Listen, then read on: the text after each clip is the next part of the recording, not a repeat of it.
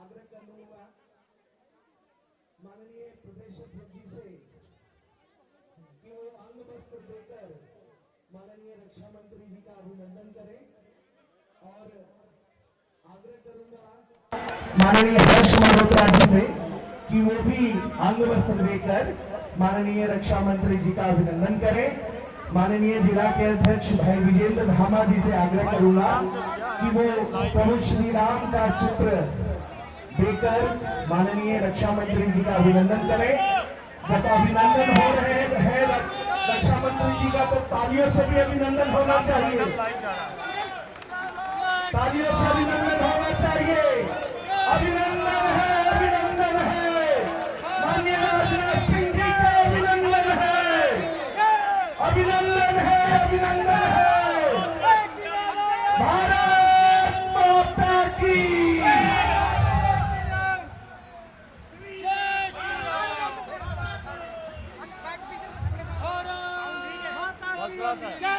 अब मैं माननीय प्रदेश अध्यक्ष जी जो माननीय श्री रक्षा मंत्री जी के आने पर उनका अभिवादन रह गया था, आग्रह करूंगा कि आए और हम सबका मार्गदर्शन करें।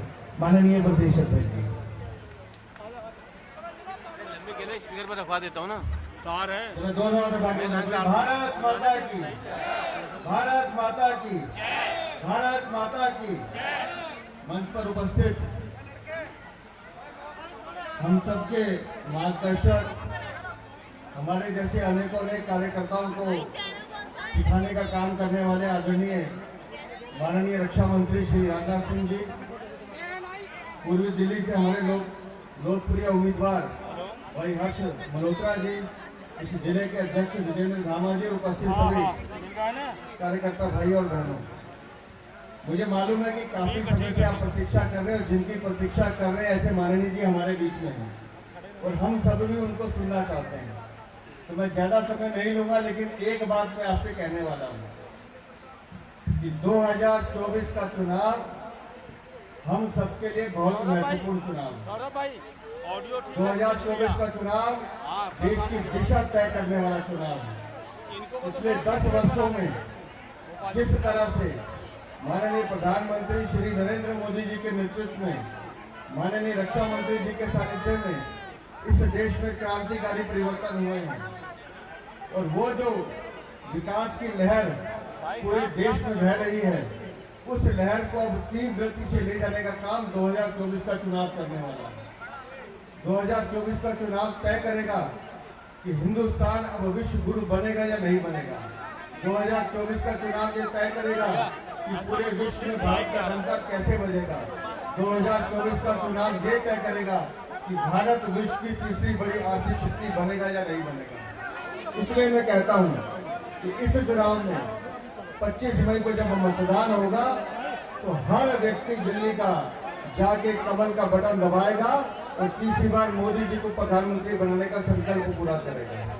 दोस्तों, इस दिल्ली में हम लगातार एक ऐसी सरकार को भी देख रहे हैं जिसने भ्रष्टाचार के कारनामे स्थापित किए हैं और आप देख रहे हैं कि पिछले 7-8 दिनों में, जिसका जिक्र अभी हर्ष भाई कर रहे थे, कि अपने घर में बुलाकर अपनी मौजूदगी में एक महिला सांसद के साथ अभद्रता करने वाले गुंडे को पालने का काम करने वाले मुख्यमंत्री पिछले 8 दिन से एक शब्द स्वाति मालीवाल के बारे में नहीं बोले, एक शब्द उसके मुंह से नहीं निकल रहा।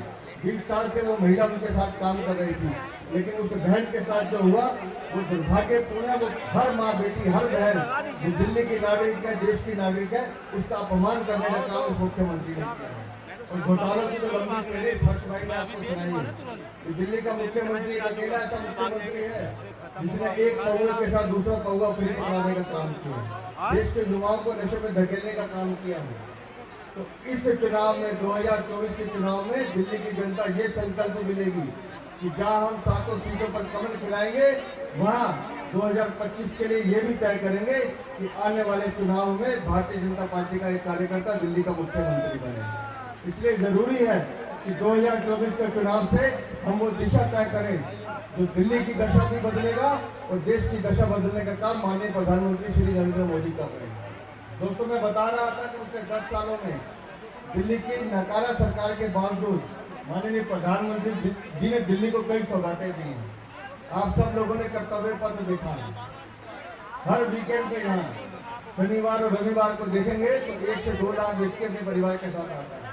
आप प्रधानमंत्री म्यूजियम देख सकते हैं, नेशनल वॉर मेमोरियल देख सकते हैं, पुलिस का मेमोरियल हॉल देख सकते हैं, और उसके साथ साथ जिस तरह से इस देश में सड़कों का विस्तार हुआ है, नए हाईवेज बने हैं, तो दिल्ली को जो सौगातें माननीय प्रधानमंत्री जी ने दी हैं, चाहे दिल्ली द्वारका एक्सप्रेसवे हाईवे हो, चाहे NH-24 का हो, दिल्ली मेरठ एक्सप्रेसवे हाईवे हो, दिल्ली देहरादून एक्सप्रेसवे हाईवे हो, दिल्ली मुंबई एक्सप्रेसवे हो, दिल्ली जयपुर एक्सप्रेसवे हो, और उसके साथ साथ जहाँ अलीपुर रोड पर बाबा भीमराव अम्बेडकर का हमें स्मारक दिया है, तो नई दिल्ली में भी बाबा साहब भीमराव अम्बेडकर के नाम पर एक इंटरनेशनल सेंटर बनाया गया है। हम G20 का भारत मंडपम कैसे भूल सकते हैं, हम द्वारका का यशो भूमि कैसे भूल सकते हैं।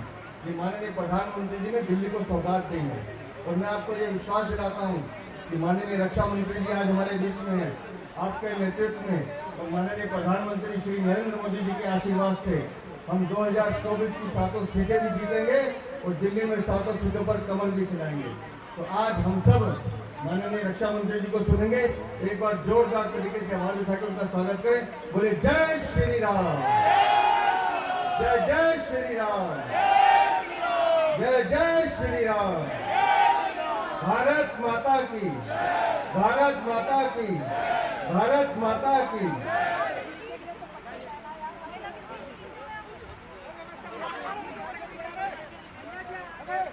भारत माता की। अब हम सब लोग जिनको सुनने के लिए 5 बजे से यहाँ उपस्थित हैं और एक भी लोग यहाँ से हिले नहीं, ऐसे देश के रक्षा मंत्री बहुत ही यशस्वी, और हम सबका पूरे भारतवर्ष को उनका स्नेह और आशीर्वाद मिलता रहता है। आज वो भी आंध्र प्रदेश की एक जनसभा को संबोधित करके आ रहे थे, तो उनके पैर में चोट लग गई है, उसके कारण उन्होंने कहा है कि मैं बैठ के बोलूंगा। तो एक बार आप लोगों से विनती है, एक बार जोरदार तालियों से उनका अभिनंदन स्वागत करें माननीय रक्षा मंत्री जी का। भारत माता की बहुत बहुत धन्यवाद।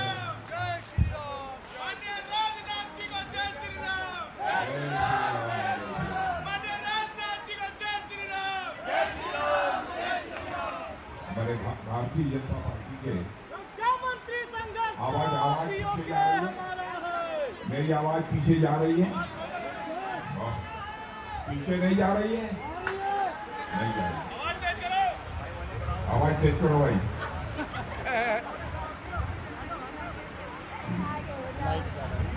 भारतीय जनता पार्टी दिल्ली प्रदेश के अध्यक्ष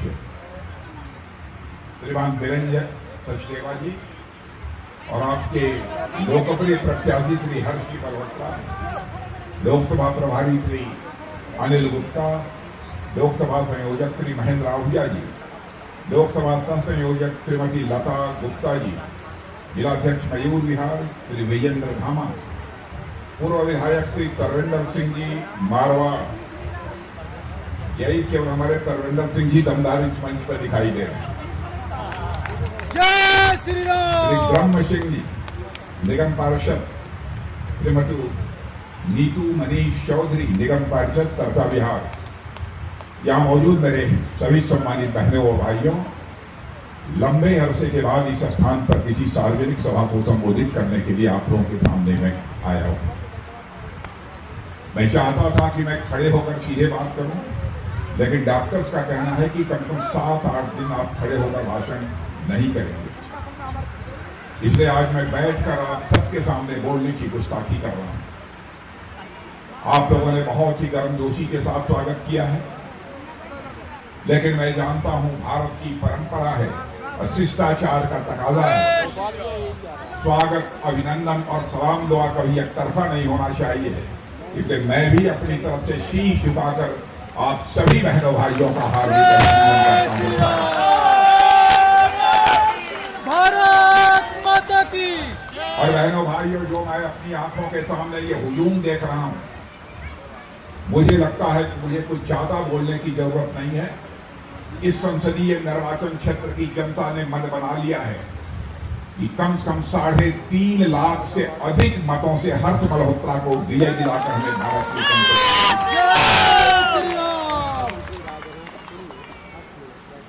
जहां तक दिल्ली का प्रश्न है, मैं आप सबसे एक सवाल पूछना चाहता हूं मेरे बहनों भाइयों, आप बतलाइए मनुष्य के जिंदगी की सबसे बड़ी पूंजी क्या होती है?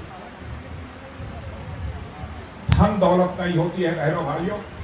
मनुष्य के जिंदगी की सबसे बड़ी पूंजी उसका विश्वास होता है, उसका भरोसा होता है। मैं समझता हूं कि जिस समय इंसान का विश्वास टूट जाता है लोगों का, उसके ऊपर से भरोसा टूट जाता है, तो वह इंसान नहीं रह जाता है, कोई उस पर विश्वास नहीं करता है। यह विडंबना है कि यहां के मुख्यमंत्री अरविंद केजरीवाल ने दिल्ली की जनता के विश्वास को तोड़ा है, उसके भरोसे को तोड़ा है। इतना ही नहीं, अपने गुरु अन्ना हजारे के भी विश्वास को तोड़ा। अन्ना हजारे कहते रहे किसी भी सूरत में इस आंदोलन के बाद कोई पार्टी नहीं बननी चाहिए,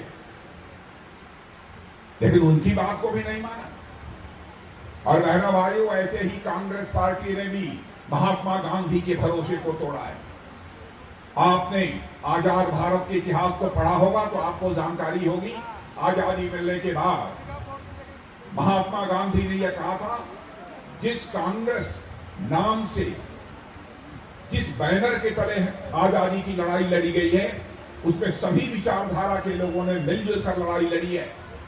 आजादी हासिल होने के बाद इस कांग्रेस को भंग कर देना चाहिए। आजादी की लड़ाई लड़ी गई है, उसमें सभी विचारधारा के लोगों ने मिलजुल कर लड़ाई लड़ी है। आजादी हासिल होने के बाद इस कांग्रेस को भंग कर देना चाहिए और जो अलग पार्टी चलाना चाहते हैं, अलग नाम से कोई पार्टी बनानी चाहिए। कांग्रेस के लोगों ने बापू के भी भरोसे को तोड़ा है। मैं भारतीय जनता पार्टी की तरफ से यकीन दिलाना चाहता हूं बहनों भाइयों, हमारे यहां कोई व्यक्ति भरोसा तोड़ सकता है, लेकिन हमारी पार्टी देश की जनता का भरोसा और विश्वास किसी भी सूरत में टूटने नहीं देगी।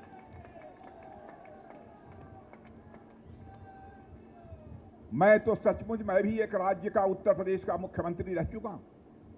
मैं कभी कल्पना नहीं करता था। जो व्यक्ति कहता था चुनाव लड़ने के पहले मुख्यमंत्री बनूंगा, तो मैं कोई किसी मुख्यमंत्री आवास पे नहीं रहूंगा, अपने घरों में रहूंगा, इतना बड़ा झूठ बोलने वाला व्यक्ति, और एक शीश महल तैयार करा लिया, और उस शीश महल में एक बहन के ऊपर जुल्म ढाया गया, लात घूसों से मारा गया। और जैसा हमारे वीरेंद्र सचदेवा जी बतला रहे थे, एक लफ्ज वह व्यक्ति आज तक नहीं बोला। और मैंने देखा उनके जिस निजी सचिव ने उस बहन के ऊपर लात घूसे चलाए हैं, मारे हैं, वह आज से कुछ दिनों पहले अरविंद केजरीवाल के साथ हमारे लखनऊ, यहां से मैं चुनाव लड़ता हूं, वहां घूम रहा था। बहनों भाइयों, मनुष्य के जिंदगी में हया, लाज, शर्म का बहुत बड़ा स्थान होता है। बिना लोक लाज के न तो परिवार चल सकता है, बिना लोक लाज के न समाज चल सकता है, न बिना लोक लाज के लोकतंत्र चल सकता है। मेरे बहन भाई, आपको लग रहा होगा कि मैं गुस्से में बोल रहा हूं। बहनों भाइयों, मुझे पीड़ा है और हृदय से पीड़ा है। भारतीय जनता पार्टी के प्रति लंबे समय से इस पार्टी में काम कर रहा हूं, इतना आपको भरोसा दिलाना चाहता हूं। हमारे यहां व्यक्ति कोई इधर उधर की बात बोल दे, जो कहे वो न करे, यह हो सकता है। मैं सबकी गारंटी नहीं लेता हूं, लेकिन पार्टी ने सामूहिक रूप से बैठकर जो फैसला कर दिया, बहनों भाइयों, मैं दावे के साथ कहना चाहता हूं, उससे हम 1 इंच भी कभी विचलित नहीं होने वाले हैं। 1951 के भारतीय जनसंघ के रूप में जब हम काम करते थे, उस समय की घोषणा पत्र को उठाकर कोई देख ले। उस समय जो हमने कहा था, जिस दिन भारत के अंदर भारत की संसद के दोनों सदनों में हमारी पार्टी को बहुमत मिल जाएगा, हम यह काम करेंगे, यह काम करेंगे, यह काम करेंगे। हमने कहा था जिस दिन भारत की संसद के दोनों सदनों में हमको स्पष्ट बहुमत मिल जाएगा, धारा 370 जिसके तहत जम्मू कश्मीर को विशेषाधिकार प्राप्त है, हम चुटकी बजाकर उसे समाप्त करेंगे। और आपने देखा कि करके दिखा दिया। हम अपने वादे को कभी भूले नहीं बहनों भाइयों, बार बार हर चुनाव के घोषणा पत्र में दोहराते रहे। 1984 से हमने कहना शुरू किया जिस दिन हमारी सरकार आएगी, ईश्वर की कृपा से ऐसी परिस्थितियां पैदा होंगी देश में कि अयोध्या की धरती पर भव्य राम का मंदिर बनकर रहेगा। और आपने देखा कि अयोध्या की धरती पर भव्य राम का मंदिर बन गया। धर्माचार्यों के मार्गदर्शन में हमारे प्रधानमंत्री ने रामलला की प्राण प्रतिष्ठा कर दी है। गाड़ी यहीं तक नहीं रुकने वाली है। हमारे जो विद्वान धर्माचार्य हैं, शायद उनको भी इस बात का एहसास होगा मेरे बहनों भाइयों, रामलला अपनी कुटिया, अपनी झोपड़ी, अपनी जंगल से निकलकर अब अपने महल में प्रवेश कर चुके हैं। बहनों भाइयों, भारत में राम राज्य का आगाज होकर रहेगा, दुनिया की कोई ताकत नहीं रोक सकती। लोग ये कहते हैं कि राजनाथ सिंह जी, आप कहते हैं कि राम राज्य आएगा। राम राज्य क्या होता है, कैसे आएगा?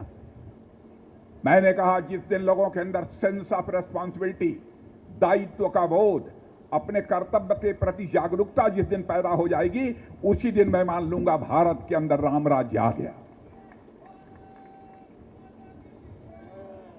सारा संकट जो पैदा हुआ था, और मर्यादा पुरुषोत्तम भगवान राम को 14 वर्षों की जेल भुगतनी पड़ी थी, जेल जाना पड़ा था 14 वर्षों के लिए।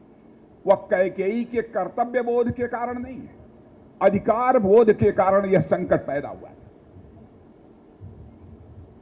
और यह कांग्रेस, आप, ये लोग केवल अधिकार हासिल करने की बात करते हैं, देश बनाने की नहीं चिंता नहीं रहती है। बहनों भाइयों, मैं प्रेस के दोस्तों से भी कहना चाहता हूं, जब मैं बोलता हूं तो जनता से कभी झूठ नहीं बोलता हूं, और मेरी कोई गलत बात हो तो उसे अखबार के पन्नों पर लिख दे, मैं उसके लिए सिर झुकाकर क्षमा कर लूंगा। क्योंकि जिंदगी में हमने राजनीति की है तो जनता की आंखों में धूल झोंक कर राजनीति नहीं की है, जनता की आंखों में आंख डालकर राजनीति की है।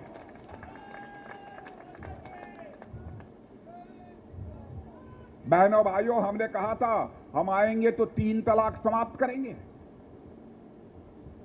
लोग ये कहते हैं कि दूसरे धर्म के मामलों में आप कैसे हस्तक्षेप कर सकते हैं। बहनों भाइयों, चाहे हिंदू हो, मुसलमान हो, ईसाई हो, यहूदी हो, कोई जो भारत का नागरिक है, उसकी माता बहन बेटी हमारी भी माता बहन बेटी है। उसके साथ जुल्म खड़ा होगा, उसके साथ जुल्म यदि किया जाएगा तो हम उसके साथ खड़े रहेंगे। सरकार बने या न बने, भाड़ में जाए, हम उसकी चिंता नहीं है।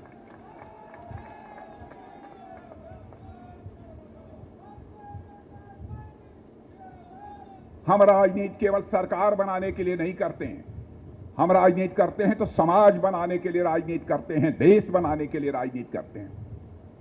आपने देखा कि 3 तलाक के मामले को भी चुटकी बजाकर हम लोगों ने समाप्त कर दिया। कई ऐसे सारे मुद्दे हैं जिस ओर मैं आपका ध्यान आकर्षित कर सकता हूं। नागरिकता कानून, बहनों भाइयों, ये मैंने ही बनाया था, प्रधानमंत्री के मार्गदर्शन में गृह मंत्री रहते हुए। भारत की लोकसभा में पारित हो गया था, राज्यसभा में बहुमत न होने के कारण पारित नहीं हो पाया था। उसके बाद हमारे नए गृह मंत्री, हमारे छोटे भाई अमित भाई आए और उन्होंने संसद में पेश करके उसे पास कराया। अब यह कहते हैं कि साहब नागरिकता कानून, ये आपका यहां का मुख्यमंत्री जो जेल से सरकार चला रहा है, वह कहता है कि यहां पर सबको ही नागरिकता दे दी जाएगी। तो पता नहीं क्या वह शब्द मुझे याद नहीं है, कुछ बहुत ही गलत शब्द का, क्योंकि मुझे याद नहीं है इसलिए मैं उस शब्द का प्रयोग नहीं करना चाहूंगा।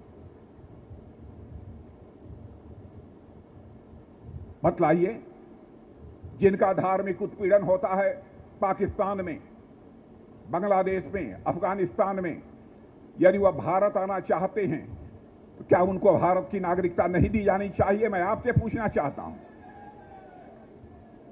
और उस समय गृह मंत्री रहते हुए जब मैं गया था देखने, कुछ लोग वहां पाकिस्तान से आए थे, उसमें सिख थे, हिंदू थे, और एक तो मुझे उसमें बौद्ध भी दिखाई दिए।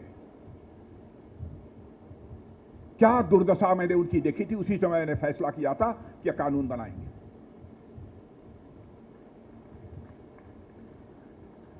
और बहनों भाइयों, आर्थिक मामलों का जहां तक सवाल है, धन दौलत के मामले में आप अपना सीना ठोक कर कह सकते हैं, 2004 से लेकर 2014 तक, जब डॉक्टर मनमोहन सिंह जी भारत के प्रधानमंत्री थे, धन दौलत के मामले में, अर्थव्यवस्था के आकार के मामले में, इकोनॉमी की साइज के मामले में हमारा भारत दुनिया के देशों में 11वें स्थान पर था। मैं डॉक्टर मनमोहन सिंह जी की आलोचना नहीं करना चाहता। मैं चाहे जवाहरलाल जी नेहरू हों, श्रीमती इंदिरा गांधी हों, राजीव गांधी जी हों, मैं किसी की आलोचना नहीं करना चाहता। उन्होंने किया होगा प्रयत्न, लेकिन 2004 में जो इकोनॉमी की साइज, धन दौलत के मामले में हमारा भारत दुनिया के देशों में 11वें स्थान पर था, वह 2014 में भी कांग्रेस के शासनकाल में 11वें स्थान पर ही खड़ा था। करिश्मा किया है आपके प्रधानमंत्री ने, मेरे बहनों भाइयों। 2014 में अर्थव्यवस्था के आकार के मामले में जो हमारा भारत दुनिया के देशों में 11वें स्थान पर खड़ा था, 7-8 वर्षों के अंदर गौरव की अनुभूति होगी आपको, हमारा भारत 11वें स्थान से जंप लेकर, मेरे बहनों भाइयों, 5वें स्थान पर खड़ा हो गया।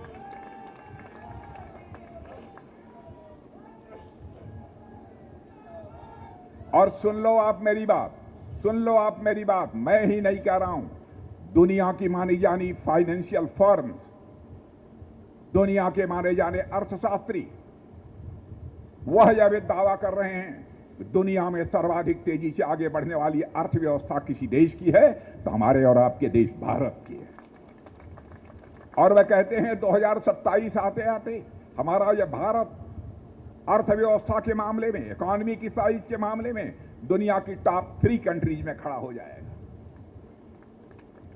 और बहनों भाइयों, यह भी बतलाना चाहता हूं, याद रखना, भारत जिस दिशा में तेजी से आगे बढ़ चुका है, भारत को विश्व की महाशक्ति बनने से दुनिया की कोई ताकत रोक नहीं सकती।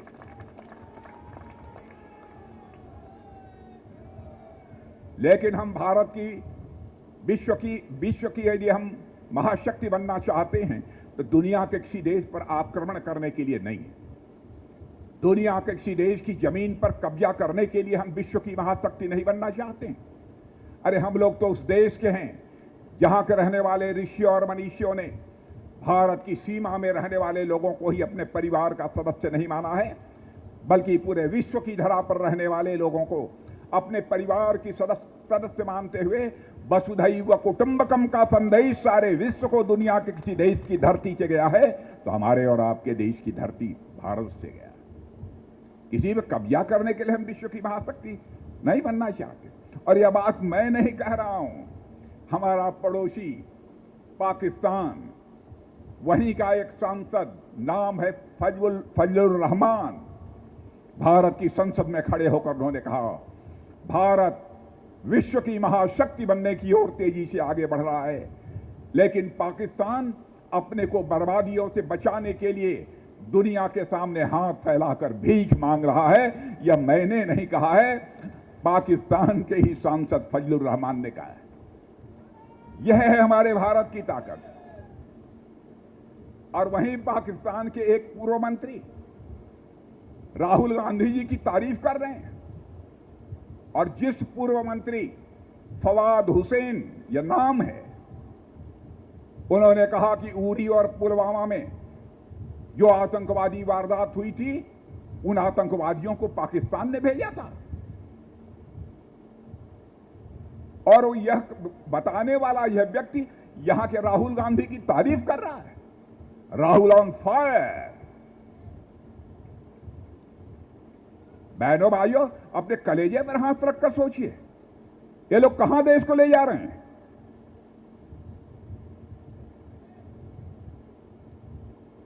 इस देश का भाग्य आपके हाथों में है, किसी पार्टी के हाथों में नहीं है। फैसला आपको करना है। राहुल की तारीफ कर रहे हैं, आतंकवादियों को भेज रहे हैं, लेकिन आज देश का रक्षा मंत्री होने के नाते आपको बतलाकर जाना चाहता हूं बहनों भाइयों, भारत कमजोर भारत नहीं है। भारत के अंदर वह ताकत है कि हम भारत की सीमा के इस पार भी मार सकते हैं, जरूरत पड़ी तो सीमा के उस पार भी जाकर मार सकते हैं। यह भारत के पास ताकत है।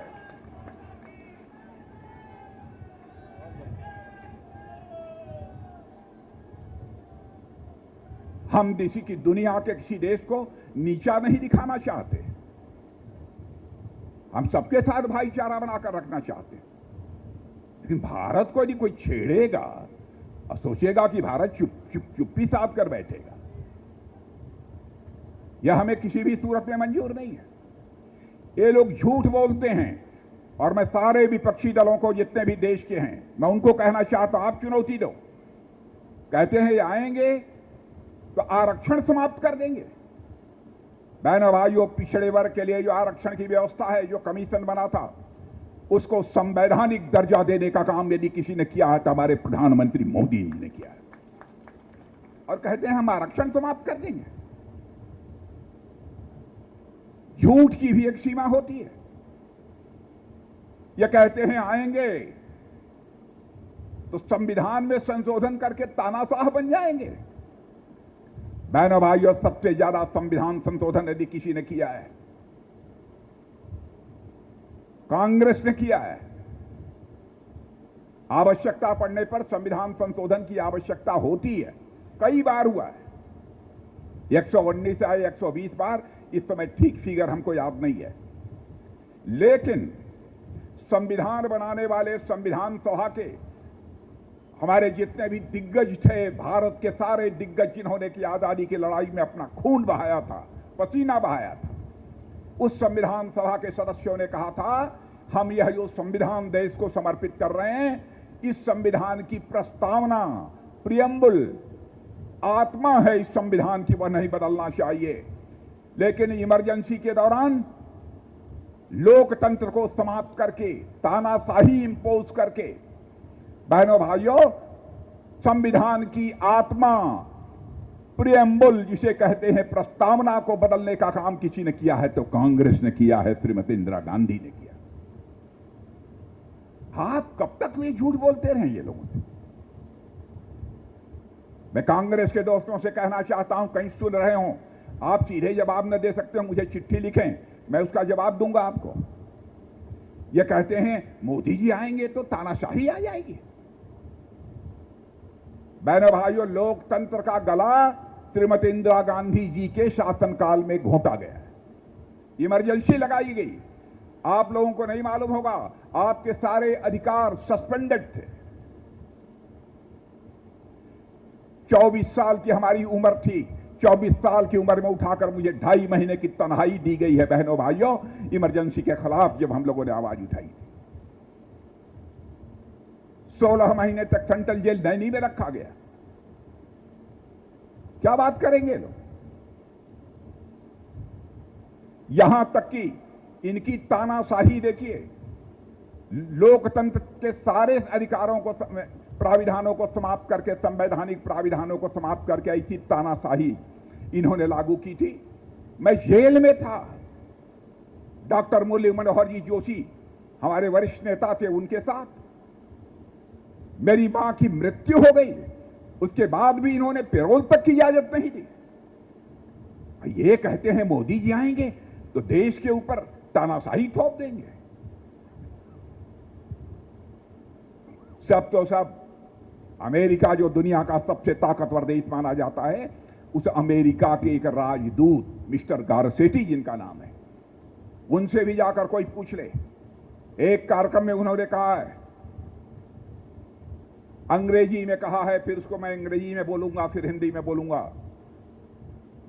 If you want to see the future, come to India. यदि भविष्य देखना चाहते हो तो भारत आओ। दूसरा सेंटेंस उन्होंने कहा, if you want to feel the future come to India. यदि भविष्य महसूस करना चाहते हो कैसा भविष्य होता है तो भारत आओ।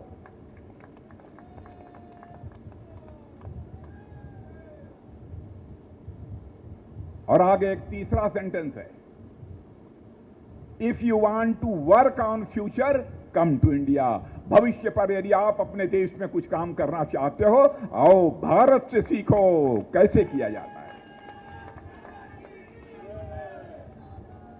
मैं कांग्रेस से दोस्तों से पूछना चाहता हूं, आपके दोस्तों से पूछना चाहता हूं,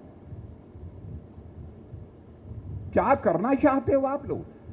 मैं इन दोस्तों से केवल हाथ जोड़कर एक ही अपील करता हूं, देश की जनता से झूठ बोलने का पाप मत करो।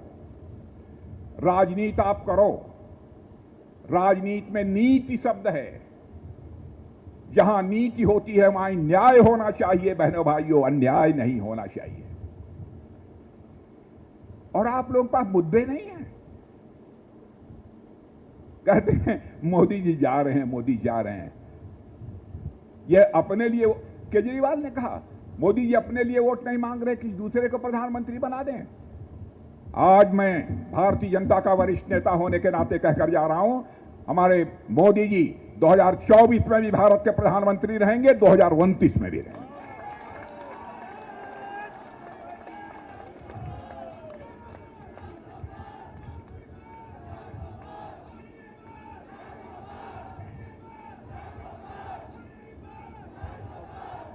बहनों भाइयों कम से कम भगवान से तो डरना चाहिए, परमात्मा से तो डरना चाहिए। जो व्यक्ति देश के लिए हमसे आयु में बड़े हैं 1 साल, फिर भी मैं समझता हूं हम चाहकर भी उतना परिश्रम नहीं कर सकते जितना कि हमारे प्रधानमंत्री मोदी जी करते हैं।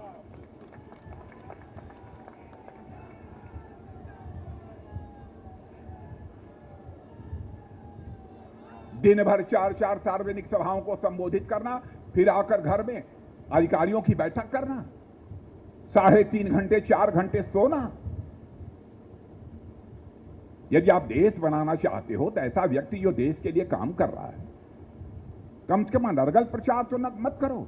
कहते हैं आएंगे तो मुस्लिमों के ऊपर जुल्म ढाएंगे।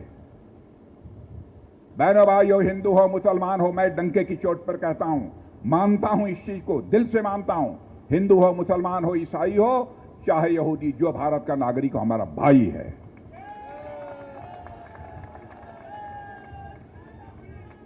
यह कांग्रेस आप अन्य राजनीतिक पार्टियों के लोग झूठ बोलते हैं, कहते हैं हमारी सरकार बनेगी हम आएंगे, धर्म के नाम पर आपको आरक्षण दे देंगे। बहनों भाइयों, भारत का संविधान किसी को इस बात की इजाजत नहीं देता है कि धर्म के आधार पर आरक्षण दिया जाए। हम जो पिछड़े वर्ग को आरक्षण देते हैं उनमें हमारे गरीब जो है मुस्लिम भाई भी शामिल है। ये लोग करना क्या चाहते हैं? अनाप शनाप इधर उधर के आरोप, झूठे,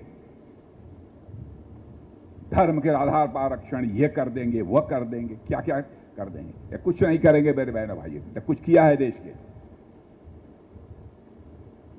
मुझे याद है पहले भी मैं विदेशों में जाता रहा हूं, अंतर्राष्ट्रीय मंचों पर मैं बोल चुका हूं, संयुक्त राष्ट्र संघ को भी मैं संबोधित किया, वहां भी मैं बोल चुका हूं।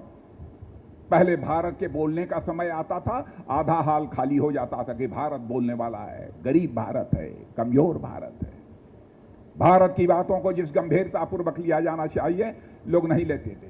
लेकिन आज यदि अंतर्राष्ट्रीय मंचों पर भारत कुछ बोलता है तो मेरे बहनों भाइयों, सारी दुनिया कान खोलकर सुनती है भारत बोल क्या रहा है। यह है भारत कैसा।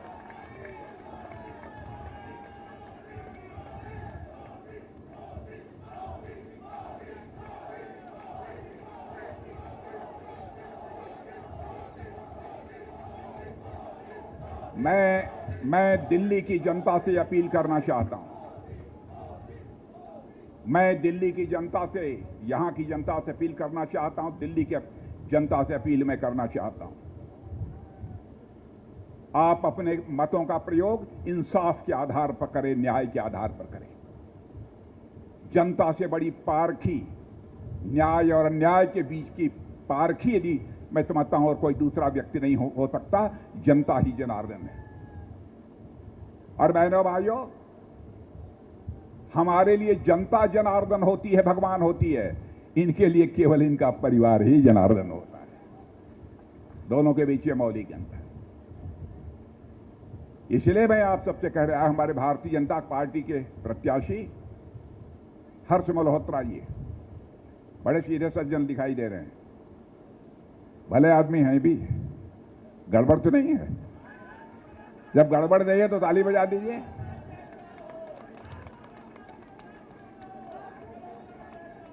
और यह प्रश्न यह है, केवल हर्ष मल्होत्रा जी का प्रश्न नहीं है, प्रश्न है देश को आगे ले जाने का। जिसके पास भी कमल का चुनाव चिन्ह है, उसी के पक्ष में हमको मत करना है। देखिए, जब हम लोग पहले कहते थे देखो घर में लक्ष्मी जी आती हैं तो हाथ हिलाते हुए नहीं आएंगे, इनका क्या है? इनका चुनाव चिन्ह क्या? आपका झाड़ू। अब बताओ, कभी घर में लक्ष्मी झाड़ू लगाते हुए आई है? लक्ष्मी जी कभी हाथ हिलाते हुए hello hi I am coming in your house कभी आई है? नहीं आए हैं ना। बहनों भाइयों, घर में जब भी आती हैं लक्ष्मी जी कमल के फूल पर ही बैठकर आती हैं। हम लोगों ने चुनाव चिन्ह भी बहुत सोच समझ कर तय किया था। भारत को एक धनवान भारत बनाना है, भारत गरीब भारत नहीं रहेगा। और आपको मैं बतला दूं, 25 करोड़ लोगों को गरीबी रेखा के बाहर हमारे प्रधानमंत्री ने निकाला है। मैं नहीं कह रहा हूं, अंतर्राष्ट्रीय संस्थाएं कह रही हैं। 25 करोड़ लोगों को गरीबी के बाहर निकाला है, जो आज तक भारत के इतिहास में कभी नहीं हुआ है। और सुन लेना मेरी बात, 10 से लेकर 15 वर्षों के अंदर भारत में कोई गरीब नहीं रहेगा मेरे बहनों भाई, भारत में कोई गरीब नहीं रहेगा। 10 से 15 वर्षों का समय लग सकता है, जिस तरीके से मोदी जी सरकार को चला रहे हैं। इसलिए आप सब सौभाग्यशाली हैं, ऐसा प्रत्याशी मिला। और हमारा वीरेंद्र सचदेवा जी, यह भी क्या अध्यक्ष, नौजवान अध्यक्ष हमारे इस दिल्ली प्रदेश में मिला। अब बढ़ाइए इन लोगों को, जिता देंगे। चलें, चलिए बोलिए। एक भी व्यक्ति चुप नहीं रहना चाहिए। प्रश्न भारत माता का है, बोलिए भारत माता की, भारत माता की। बहुत बहुत धन्यवाद।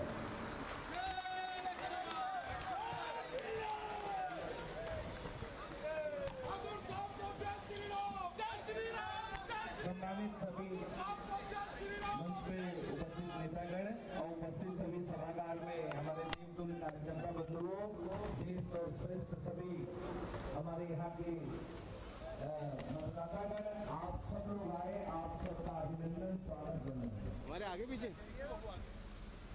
आगे नहीं, तो उसमें इतना छूट गया, उसका फ्रेम भी नहीं यूज हो रहा है। यार कर रहे हैं, बहुत अच्छी ऑडियो आ रही है, बहुत अच्छी ऑडियो। एमबीएस पूरा पकड़।